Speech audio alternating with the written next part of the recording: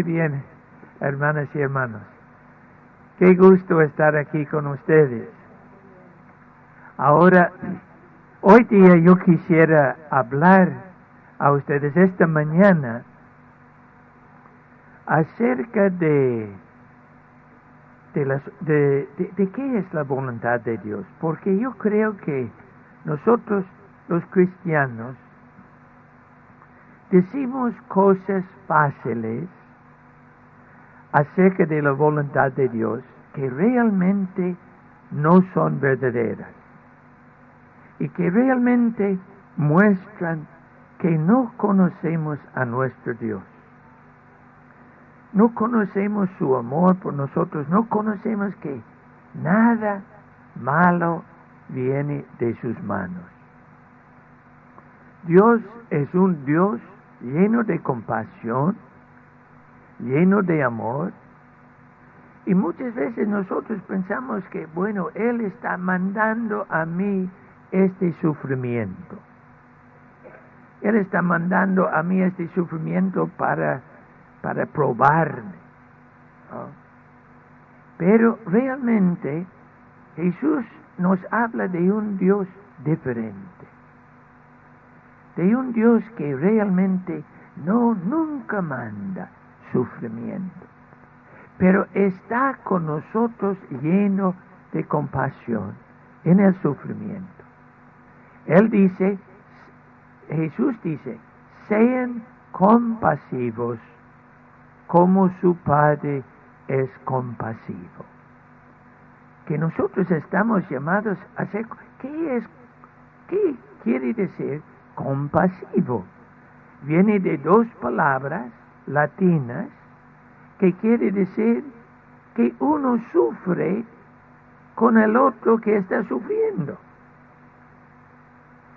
Entonces, Dios es compasivo en cuanto que Dios sufre cuando nosotros estamos sufriendo. Ahora, Dios no manda el sufrimiento de ninguna manera, pero Él que nos ama está con nosotros en el sufrimiento. Ahora, se puede ver muchas veces, por ejemplo, nosotros causamos el mismo sufrimiento que tenemos, pero la verdad es que Dios está con nosotros lleno de compasión cuando estamos sufriendo, cuando nosotros mismos hemos causado el sufrimiento. Pero sin embargo, Él es un Dios compasivo que está con nosotros. Por ejemplo, una vez yo estaba hablando con una mujer y ella me contó, pero realmente no sabía que estaba contándome lo que estaba contando. He visto por lo que ella me dijo que donde quiere que iba ella llevaba chisme. Donde quiere que iba. Era una persona chismosa. Y después de hablar mucho de eso, realmente no viendo ella la profundidad de lo que ella estaba diciendo, ¿no? Ella me contó eso. Ella dijo, pero padre, el problema es esto, que yo voy a lugares, yo veo, por ejemplo, por la calle, sentados en un restaurante, yo veo a amigas mías. Yo me acerco, me siento con ellas. Ellas están allí tomando una Coca-Cola, una cosa así, y charlando. Y yo me siento con ellas, muy contento de estar con personas que yo conozco. Y después de 2 minutos, uno se levanta y dice, perdón, yo tengo que ir. La otra se levanta y dice, y en 5 minutos estoy sola. Y eso me pasa con tanta frecuencia. Ahora, ella no sabe que eso viene que la gente se va. Ella dice, padre, yo necesito personas. Yo necesito. Ella no podía ver la relación entre el hecho de que ella siempre estaba llevando chismes y el hecho de que cuando ella se acercaba las personas se iban, ¿no? Pero las personas tenían miedo de su boca. Las personas han dicho en sus corazones, como ella está siempre hablando de la gente, cuando yo no estoy, va a estar hablando de mí, ¿no? Entonces, ahora, la mujer no sabía que la causa de su sufrimiento y de su soledad era sus propios pecados. Pero, hermanos, yo sabía que Dios estaba lleno de compasión por esta mujer y por su sufrimiento. Ella era la causa de su sufrimiento, pero Dios la amaba y la ama. Y Dios quería liberarla de estos actos que atraían mucho sufrimiento a sí mismo, ¿no? Entonces, pero todo sufrimiento, el Señor está lleno de compasión. Y Él no manda este sufrimiento. Eso viene de nuestra naturaleza, ¿no? Ahora, yo les he contado la última vez que estaba aquí, o la primera vez, porque es la tercera vez que vengo a esta diócesis, pero les conté que cuando yo tenía 10 años, yo tenía costumbre de robar de mi papá. Mi papá siempre dejaba su saco en el closet de nuestra casa, y cuando yo era corto de fondos, que era siempre, yo iba a su saco y en el bolsillo siempre él tenía monedas. Siempre tenía monedas en el bolso. Y yo saqué algunas, no todas, porque yo era un ladrón sabio. Y saqué algunas monedas. Bueno, un día, hermano, yo hacía eso por un año. No, hija, está muy bien. No. Y un día, cuando yo necesitaba dinero, me fui al bolsillo de mi papá y mi papá estaba leyendo el periódico, sentado leyendo el periódico. Y yo tenía la mano en el bolsillo y él mirando el periódico, y me di atención al bolsillo y di la vuelta. Mi papá me estaba mirando. Yo dije, ha terminado una carrera prometedora. Bueno, yo tenía realmente una vergüenza grande, ¿no? Y mi papá se levantó y vino hacia mí, pero en lugar de venir a mí, cuando llegó al pasillo de nuestra casa, él dio la vuelta y fue a la cocina. Y he podido escucharle hablar con mi mamá. No podía escuchar las palabras, pero las voces. Pero yo sabía que después lo que ha pasado, sabía no por lo que ellos me han dicho, pero por lo que ha pasado. Yo sabía que mi papá había dicho a mi mamá, mire, he visto a tu hijo sacar dinero de mi bolsillo. Y sin duda mi mamá dijo, Juan, no hagas algo importante de eso. Y mi papá nunca me hizo sentir culpable, nunca me dijo nada. Y no me hizo sentir culpable, no me trataba mal. Pero siempre me sentía culpable, ¿no? Siempre, porque era culpable, ¿no? Ahora, cuando yo estaba robando, hermano, Dios estaba ya amándome y diciendo, Jaime, no robes. No estás creado para robar. Tú estás creado para ser santo, ¿no? Entonces, pero yo he robado y nosotros tenemos la naturaleza de Dios. Nosotros estamos creados en imagen y semejanza de Dios. Y no podemos pecar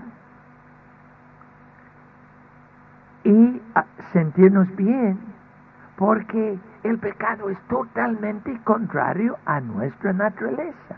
Totalmente contrario. Y cuando pecamos, trae consecuencias sobre nosotros, que Dios nunca quiere, ¿no? Ahora, fíjese, esta consecuencia de mi pecado, de robar. 6 años después, cuando yo tenía 15 años, ya no robaba desde los 10 años, ya nunca, en toda mi vida, ¿no? Desde los 10 años. Cuando yo tenía 15 años, estábamos jugando un partido de fútbol, y después del partido, un muchacho dijo, ¡eh! Alguien ha robado mi chaqueta. Yo me puse colorado. ¿Ah? No había robado su chaqueta. No tenía interés en robar su chaqueta, ¿no? ¿Por qué me puse colorado? Porque yo había robado. Y yo pensaba que ellos iban a mirarme a mí, aunque no había, ¿no? ¿Ah? Ahora, ¿es el castigo de Dios? No, es mi naturaleza. Nuestra naturaleza es profunda. Y no podemos pecar y no sentir las consecuencias. Ahora lo lindo es que Dios estaba amándome y que Dios quiere sanar todas las consecuencias de mi pecado, ¿no? Sanar las consecuencias para que yo sea totalmente sanado de todas estas experiencias de 1 año cuando yo estaba robando, ¿no? Porque Él me ama, ¿no? Y Él siente compasión de mí cuando yo siento así vergüenza y yo pienso que las personas van a mirar a mí y decir, Él es quien ha robado la chaqueta, ¿no? Entonces, Dios quiere sanarme de eso. Eso es el amor de Dios, la compasión de Dios. Entonces, muchas veces, hermanos, nosotros pensamos que Dios manda sufrimiento, pero realmente no conocemos a Dios, porque Dios no manda sufrimiento. Dios es... una vez un hombre dijo a Jesús, buen maestro, yo busco la vida. ¿Dónde encuentro la vida? Y Jesús dijo, ¿por qué me llamas bueno? Uno solo es bueno. Para Jesús, Dios es todo. Dios es la misma bondad. Es la misma compasión. Es el amor. Entonces, ¿por qué me llamas bueno? Uno solo es bueno. Entonces, este Dios que es tan bueno, Jesús ve esta bondad de Dios. Y, hermanos, cuando vemos el sufrimiento de Jesús, Jesús sabía que eso no venía de Dios, que Dios no quería que las personas le crucificaran, que las personas le rechazaran. Dios quería que las personas aceptaran a Jesús y aceptaran su predicación y que sus vidas se transformaran. Pero el pecado en el hombre era tan profundo que ellos rechazaron a Jesús y le mataron. Pero ¿qué era la voluntad de Dios? La voluntad de Dios era que Jesús continuara amando a las personas que le odiaban y que le rechazaban. Y nosotros tenemos vida, no porque personas crucificaran a Jesús. Tenemos vida porque Jesús amaba a las personas que le crucificaron. Por eso tenemos vida. Muchas personas han sido crucificadas. Uno es nuestro Salvador, el que amaba y perdonaba, ¿no? Entonces, eso es lo que Dios quería, que su Hijo continuara amando y perdonando y predicando la buena nueva, aunque eso le llevara hasta la muerte. Entonces es muy diferente. Y Dios, lleno de compasión y fortaleciendo a Jesús en su sufrimiento, en el jardín, en el huerto de Getsemaní, cómo Dios le fortalecía a Jesús en el sufrimiento. Entonces vemos, hermanos, este Dios de amor que no manda el sufrimiento, pero que está totalmente con nosotros en el sufrimiento, amándonos y queriendo bendecirnos. Entonces yo veo eso como de tanta importancia en nuestras vidas. Me acuerdo una vez cuando la hermana, la madre Teresa de Calcuta, estaba hablando con una reportera.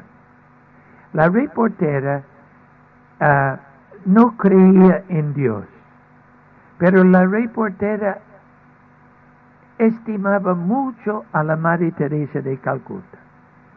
Y ella dijo: Madre Teresa, yo pienso que usted es una de las mejores personas que he conocido en toda la vida. Usted ha hecho tanto bien en el mundo. Y yo te admiro. Y yo realmente te quiero. Yo quiero ser como usted. Pero madre, hay una cosa que yo no puedo comprender. Yo no puedo comprender cómo usted puede creer en Dios. Porque usted ve el sufrimiento en el mundo. ¿Cómo es posible? Por ejemplo, usted ve, Madre Teresa, que miles de niños mueren de hambre cada año. Ahora, si existiese un Dios, ¿cómo pudiese permitir que miles y miles de niños mueren de hambre cada año? ¿Cómo puede permitir eso? Y Madre Teresa contestó: eso es totalmente contrario a la voluntad de Dios. Totalmente contrario. Dios no quiere que niños mueran, ¿no? Dios no quiere eso. Eso viene, dice ella, de la avaricia en el corazón humano. Eso no viene de la voluntad de Dios. Eso, Dios, no se puede decir que Dios permite eso. ¿Por qué se dice que Dios permite? Nosotros decimos muchas veces Dios permite. Yo no sé por qué decimos eso, cuando una cosa es totalmente contraria a la voluntad de Dios. Eso viene de nuestra desobediencia. Viene del pecado del hombre, ¿no? Y de la mujer. No quiero excluir a las mujeres, ¿no? Claro. Entonces, eso es la gran verdad. ¿Cómo? ¿Quién es este Dios? ¿Y qué cosas decimos de este Dios? Como me acuerdo una vez, hermanos, cuando estaba predicando en Irlanda. Yo predico todos los años en Irlanda. Y estaba predicando allá. Y prediqué en una parroquia por una semana, mañana y noche. Y después de terminar la semana, estaba listo para salir a otra ciudad Y una mujer vino para verme y ella dijo, padre, he venido todas las mañanas y todas las noches a las charlas y realmente me han gustado mucho, pero yo no creo en Dios y yo no creo en la vida futura. Yo dije, muy bien, hermana, aunque tú no crees en Dios, Él cree en ti. Pero dime, ¿por qué no crees en Dios? Y él le dijo, padre, yo he tenido una niña de 6 años. Una niña preciosa.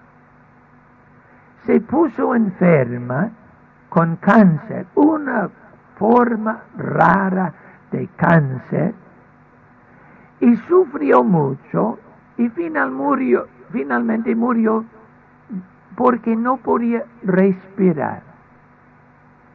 Y padre, me acuerdo un día, esta niña tan linda, un día ella estaba en la cama sufriendo mucho y yo le he llevado una muñeca. Y ella dijo, mamá, yo no quiero esta muñeca. Búscame el crucifijo. Y la mamá dijo, padre, estamos hablando de una niña de 6 años. Yo busqué el crucifijo, la llevé a la niña y ella tomó el crucifijo en sus manos y ella dijo, mamá, ¿tú piensas que Él sabe cuánto estoy sufriendo? ¿No? Y él le dijo, padre, esta niña murió ahogada, no podía respirar. Y, padre, he perdido, mi marido es maravilloso. Mi marido tiene una fe. Y él va a misa todos los domingos y yo voy a misa con él, aunque yo no creo. Yo voy a misa con él. Pero yo no puedo creer en Dios y no puedo creer en la vida futura. Yo dije, hermana, Dios nunca ha querido este sufrimiento de tu hijo. Y he citado la Sagrada Escritura. Hay un pasaje tan hermoso aquí en la primera carta a los Corintios, el capítulo 15, donde dice, hablando del fin del mundo, enseguida vendrá el fin, cuando Cristo entregue el reino de Dios al Padre, después de haber aniquilado todo principado, dominio y poder, porque es necesario que Cristo reine hasta que ponga a todos los enemigos debajo de sus pies. El último enemigo que será vencido es la muerte. El último enemigo de Dios y de Cristo, que Cristo vencerá, es la muerte. Entonces Cristo habla de la muerte como enemigo de Dios. Pablo habla de la muerte como enemigo de Dios, como enemigo de Jesús. ¿Qué cosa, hermanos? ¿No? Y que Jesús ha venido para poner todos los enemigos bajo sus pies y presentar el reino de Dios a su Padre. La cosa es, hermanos, nosotros hemos edificado un reino.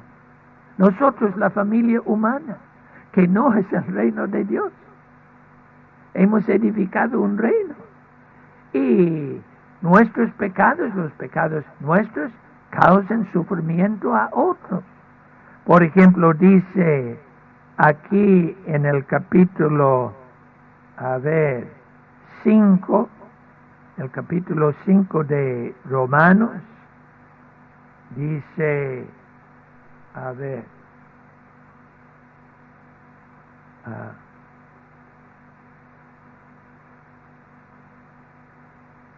de la misma manera, por la desobediencia de un solo hombre, todos se convirtieron en pecadores.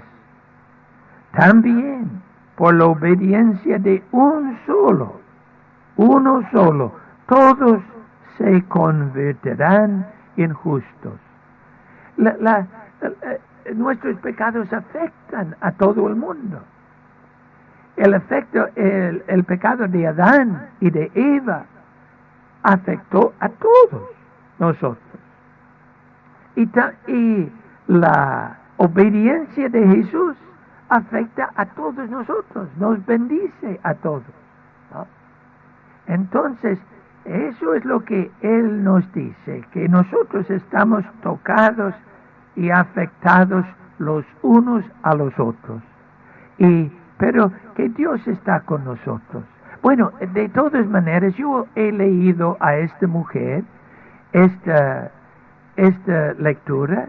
Yo dije, Dios nunca ha querido que tu hija muriera. Eso ha venido no por tu pecado, ni por el pecado de tu marido. Gracias a Dios que ustedes han amado a su hija, le han dado el don de la vida. Tu hija ahora está en el cielo y ella está lleno de gozo y ella está bailando con el Señor de gozo y orando con gran gratitud para que tú tengas paz y para que tú puedas comprender que Dios te ama y Dios quiere sanarte de este sufrimiento que ha venido. No ha venido porque Dios ha querido, ha venido porque nosotros hemos edificado un reino que no es el reino de Dios. Entonces ella dijo, Padre, ¿usted cree que mi hija vive? ¿Y usted cree que algún día voy a ver a mi hija? Yo dije, yo no lo creo, yo lo sé. Yo sé que esta hija, y tú vas a verla, no va a ser una niña de 5 años. Cuando tú la ves, vas a ser una mujer madura, llena de belleza y llena de gratitud a ti y a tu marido, porque ustedes han sido papás excelentes.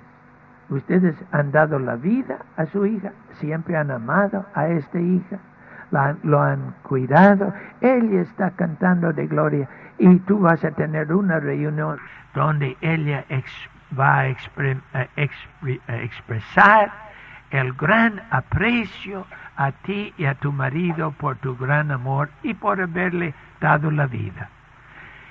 Y ella dijo, Padre, ella que había dicho, no creo en Dios y no creo en la vida futura, ella dijo, Padre, puedo recibir la comunión. Yo dije, hermana, Jesús está esperándote con brazos abiertos. Entonces, hermanos, eso es lo que Dios quiere. Dios siente una compasión tan grande por el sufrimiento, por personas que sufren, ¿no? Inocentes, esta mamá y este papá inocentes, ¿no? La hija inocente. Pero vivimos en un mundo donde está reinando, hemos edificado un reino que no es el reino de Dios, donde hay sufrimiento, donde hay injusticia. Nada de eso viene de Dios. Pero lo que viene de Dios es siempre la compasión. Lleno de compasión, aunque nosotros mismos hemos causado nuestros pecados. Yo les he contado a ustedes de esta mujer, gran amiga mía, que fue prostituta. Fue prostituta desde los 14 años. Esta muchacha perdió su mamá cuando tenía 7 años. La mamá murió. Y ella dijo, yo voy a ser la mujer de esta casa. Yo voy a cuidar a mi papá, a mis 2 hermanos mayores. Una niña de 7 años. Ella tenía que ponerse de pie sobre una caja para lavar los platos, para preparar la comida. 7 años. Ella cocinaba para su papá y sus hermanos, y ella limpiaba la casa, ella hacía la ropa, lavaba la ropa, y ella me contó, ella dijo: padre, siempre he querido recibir una palabra de gratitud de mi papá. Hija, qué bien has cocinado, qué deliciosa la comida. Nunca he recibido ni una palabra de gratitud. A los 14 años yo me escapé de la casa. Yo dije: voy a encontrar a alguien que me ame. Y ella dijo: encontré un muchacho, yo pensaba que él me amaba, yo he dormido con él y he descubierto que él no me amaba. Y después otro muchacho, pero padre, yo estaba tan pobre que yo comencé a cobrar y llegué a ser prostituta. Y se dice que la vida de prostitución es una vida ligera, pero padre, no tiene nada de ligera. Es una vida pesada. Y a los 20 años he sufrido un derrame cerebral. Y los médicos dijeron que yo era la muchacha más joven, la persona más joven que ellos habían conocido de sufrir un derrame cerebral. Bueno, cuando me podía levantar de la cama en el hospital y mirarme en el espejo, yo quería morir. Me he visto en el espejo y yo había sido una muchacha linda, ya nada de belleza. Mis labios se tornaban por arriba, ¿no? Y mis ojos casi cerrados, mis ojos casi ciegos, la mitad de mi cuerpo totalmente paralizada. Yo caminaba así ¿cómo se dice? No podía caminar realmente bien porque la mitad de mi cuerpo era paralizada. Entonces ella dijo: yo decidí suicidarme. Yo, ¿para qué? ¿Para qué vivir esta vida? No tengo interés en la vida.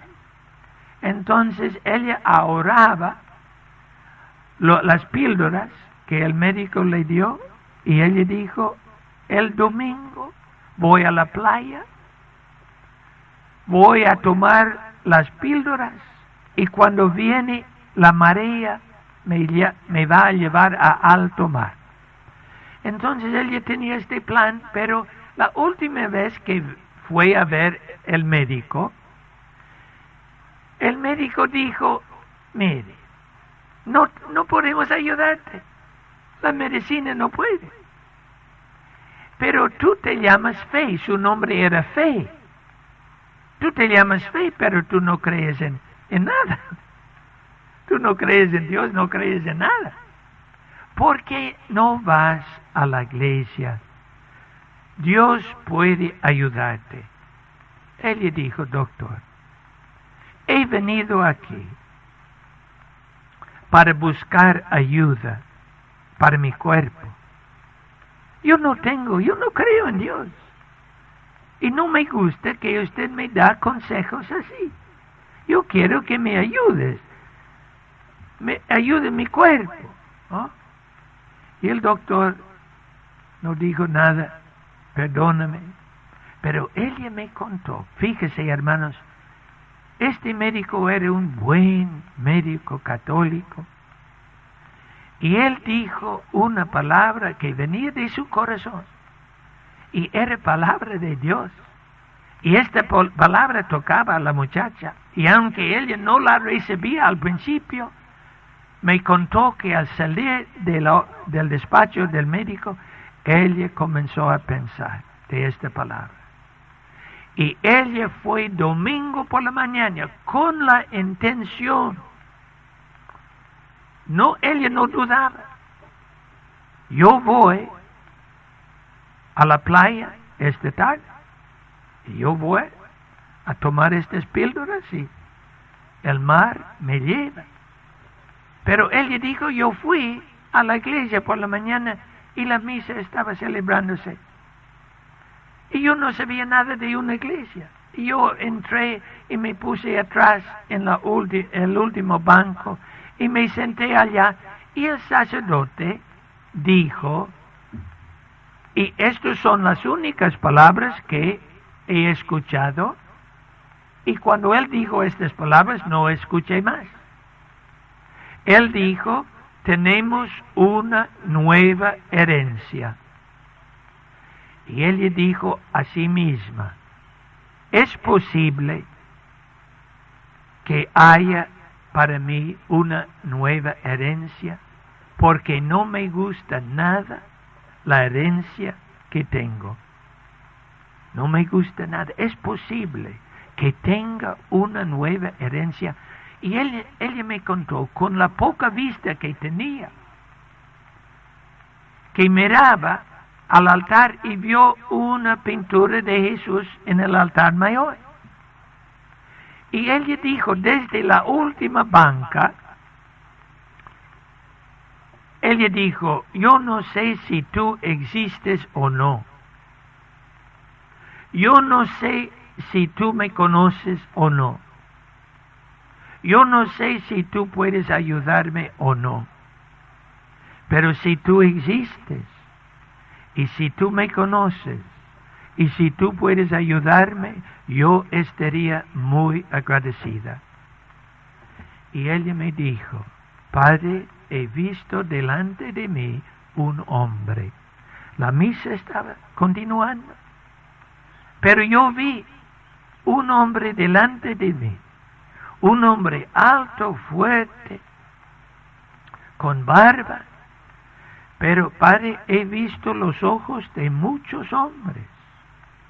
Nunca he visto lo que he visto en sus ojos. Él me miró con tanto amor, era como si el amor de todas las mamás del mundo estaban en sus ojos. Y él me llamó por nombre. Y eso yo no podía creer. Este hombre que vivió hace 2000 años me llamó por nombre. Él dijo, fe, permanece en mí. Permanece en mí. Él le dijo, Padre, yo no había estudiado. Yo no sabía qué significa permanece. Pero cuando él dijo, permanece en mí, yo comprendía perfectamente el significado. Y, Padre, yo sentía como choques eléctricos subir por mi cuerpo y yo estaba totalmente sanada, totalmente sanada. Jesús se fue y yo salí de la iglesia y corrí 6 cuadras gritando a toda voz, Jesús me ha sanado. Yo corría, yo estaba paralizada, los ojos casi ciegos.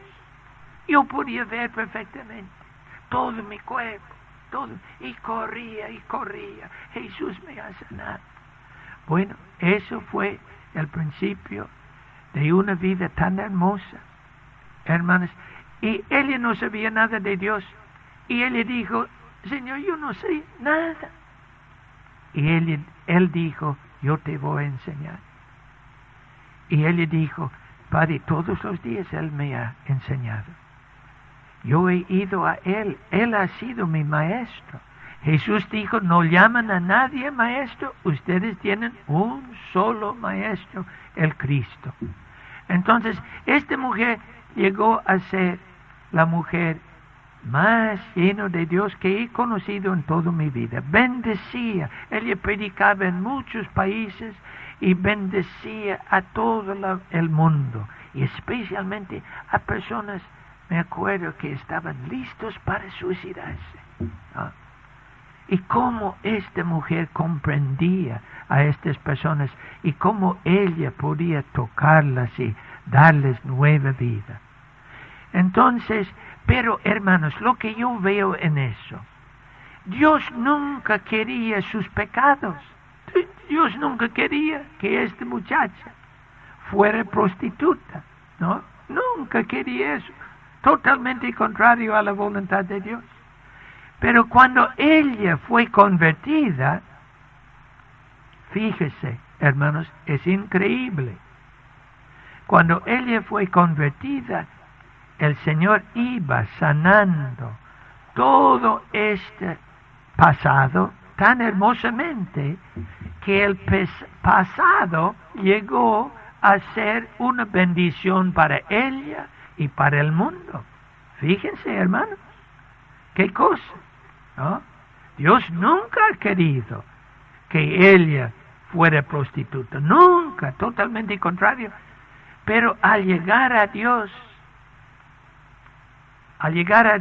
y a caminar con Él, Dios iba sanando todo para que ella podía tocar a los jóvenes como pocas personas.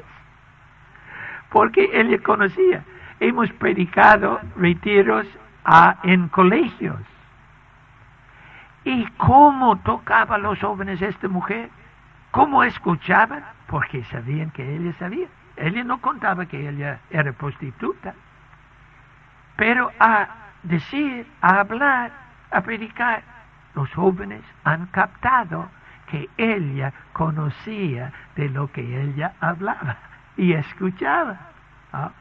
Entonces, y me acuerdo, hermanos, un día cuando yo estaba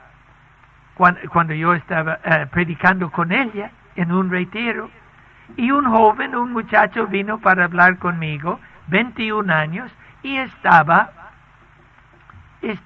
en drogas. Ahora, cuando vino para hablar conmigo, estaba, ¿cómo se dice? Alto en drogas, endrogado. Estaba endrogado, ¿no? Y yo hablé, y era un muchacho bueno de 21 años, pero mis palabras no llegaron a tocarle, porque estaba intoxicado con drogas, ¿no? Entonces mis palabras no tenían ningún efecto. Yo dije, hermano, ¿me permites llamar a Fe? Porque ella estaba pidiendo. Claro, con mucho gusto, llámala. Entonces yo me fui y llamé a esta mujer, y ella vino. Hermanos, yo no podía creer lo que estaba pasando. Ella hablaba con él. Él comprendía cada palabra. Y ella hablaba de una manera tan hermosa, hermanos, mostrando, pero no de una manera pesada, porque Jesús no es pesado, mostrando el daño de la droga, pero de una manera con una sonrisa. Ella tenía una sonrisa y el muchacho tenía una sonrisa, y las palabras estaban tocando, todas sus palabras estaban tocando a este muchacho. Yo no podía creerlo. Y hermanos, después de un tiempo, cuando ella terminó y oró por él, el muchacho salió un muchacho diferente. Sabía que había encontrado al Señor. ¿Ah? Yo me sentaba allá totalmente asombrado de lo que cómo el Señor comprende a la gente, cómo el Señor tiene compasión de la gente, ¿no? Aunque nuestro sufrimiento es a pesar de es causada por nuestros pecados, Él está lleno de compasión y Él quiere ir liberándonos, ¿no? Entonces, cuando decimos, bueno, Dios me ha mandado eso, no es verdad. Ahora, después, otro ejemplo en este mismo retiro con esta mujer. Una muchacha vino para verme y ella me contó su historia de que ella no encontraba amor en la casa y que se sentía tan mal que salió de la de la casa buscando amor como fe, ¿no?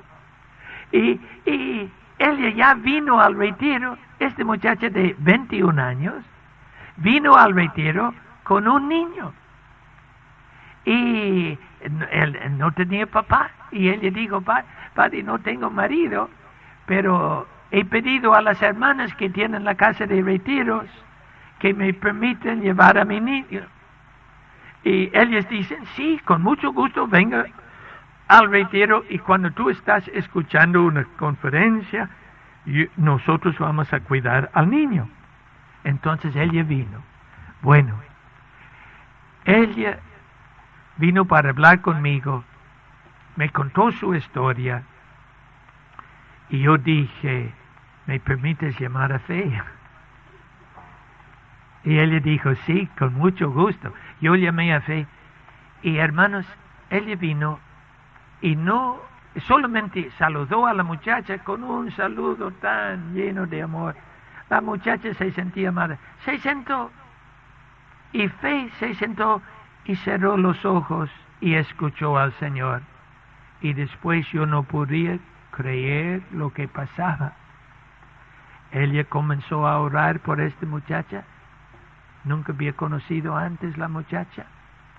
En su oración conocía toda la vida de esta muchacha. La muchacha había contado a mí toda su vida. Y ella no sabía nada de eso. Y ella sabía toda la vida de esta muchacha, pero con tanto amor. La oración, nada de condenación. Con tanto amor, con tanta comprensión. El Señor amaba a esta muchacha. Y la muchacha llorando y llorando durante toda la oración. Y cuando la oración terminó con estas palabras. Aunque tus pecados han sido rojos como la sangre, tú eres blanca como la nieve.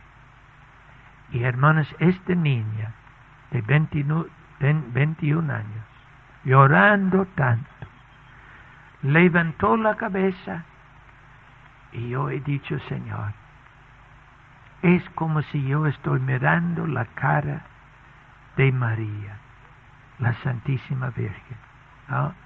Esta cara tan limpia, ¿no? Ahora, eso es lo que el Señor hace. El Señor hace esta maravilla de transformar y de tomar todo el pasado de nuestra vida, el pasado sucio, el pasado de equivocaciones, el pasado de odio, el pasado de hacer daño a la gente.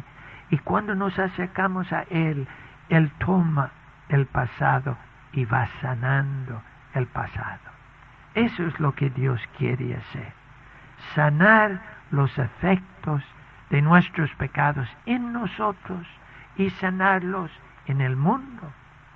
Y la belleza es que Él toma el pasado y lo transforma. Como dice Pablo en su carta a los romanos, dice, Dios hace concurrir todo para el bien de los que le aman. Note estas palabras. Dios hace concurrir todo para el bien de los que le aman. Todo el pasado de esta mujer Fe, Él hace concurrir todo para el bien de esta persona, para el bien del mundo. Él ya ha bendecido el mundo porque ha conocido la profundidad y los efectos del pecado. Él ya ha experimentado en su cuerpo, en su alma, que el pecado solamente causa sufrimiento. Y el Señor ha tomado toda su vida, lo ha transformado todo el pasado para que Él ha podido ser una bendición para todo el mundo. Entonces vemos, hermanos, que Dios quiere que nosotros comprendemos y que nosotros tengamos cuidado en nuestras palabras en qué decimos, ¿no? Personas me dicen, bueno, Dios me ha mandado este accidente que ha tenido mi hijo, Dios me lo ha mandado. De ninguna manera, Dios no manda cosas así. ¿Por qué se dice eso? ¿No? Pero Dios está totalmente contigo en el sufrimiento.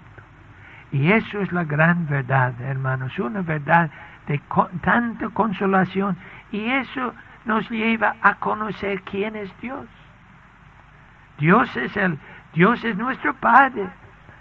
Y como ha dicho el Papa Juan Pablo I, ¿cuántos recuerdan? No hay ninguno suficientemente viejo para recordar Juan Pablo I, ¿no? El Papa Juan Pablo I.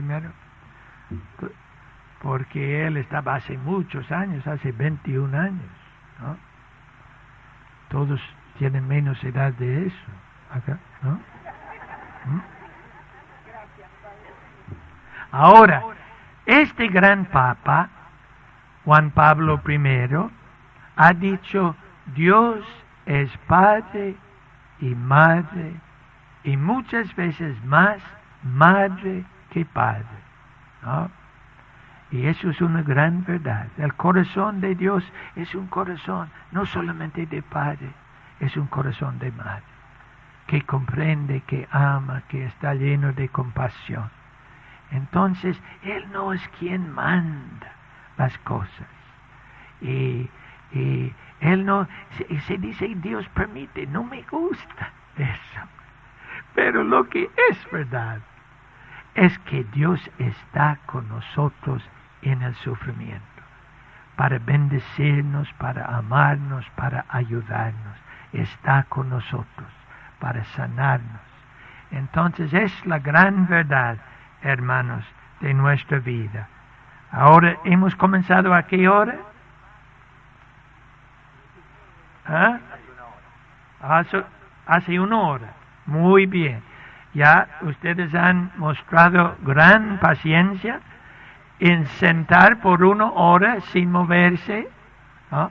Ahora a veces, por ejemplo, yo digo a veces a las personas que vienen a escucharme, porque se dice que cuando los mártires van al cielo, van a mostrar a Jesús sus heridas de su martirio.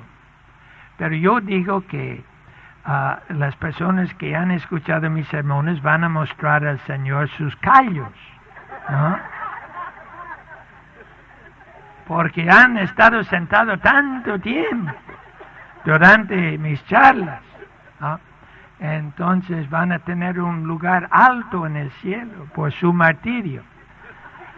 Bueno, Señor, gracias por mis hermanas y hermanos.